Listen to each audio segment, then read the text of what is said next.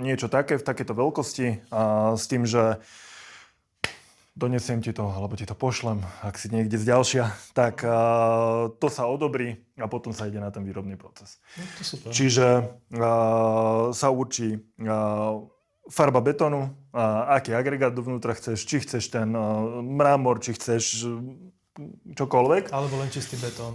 Alebo čistý betón a aj napríklad aj podiel toho agregátu. Tuto je toho relatívne viac.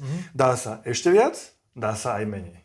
Čiže napríklad máš čistú plochu a ak máš nejaký obľúbený kameň, ktorý sa ti páči nejaký neraz, tak ho tam viem zakomponovať, že 2 veľké kusy, alebo podľa toho, že čo sa tebe páči, čo si vieš predstaviť v tom interiéri. Môže tam byť aj kovy napríklad? Mekšie nekorodické kovy áno. Také zlato, čiže striebro, alebo nejaké zlato, striebro. Lepšie je meď, musác, takto. Nerez? Ak vidíš tam vzadu, tam mám s meďou, to som, nie, musác, pardon, s musadzou. Tá sa relatívne dobre brúsi, dá sa do dobrého lesku, čiže dobre sa s ňou pracuje. Čiže kľudne nejaká čiarka, nejaký, alebo aj nejaké logo. Technicky tento, alebo aj do toho sa to logo. dá zakomponovať aj potom nejaké, neviem, v dnešnej dobe moderné bezdrotové nabíjačky, alebo nejaký ledkový pásik. Tie bezdrotové nabíjačky. To je len nápad, hej?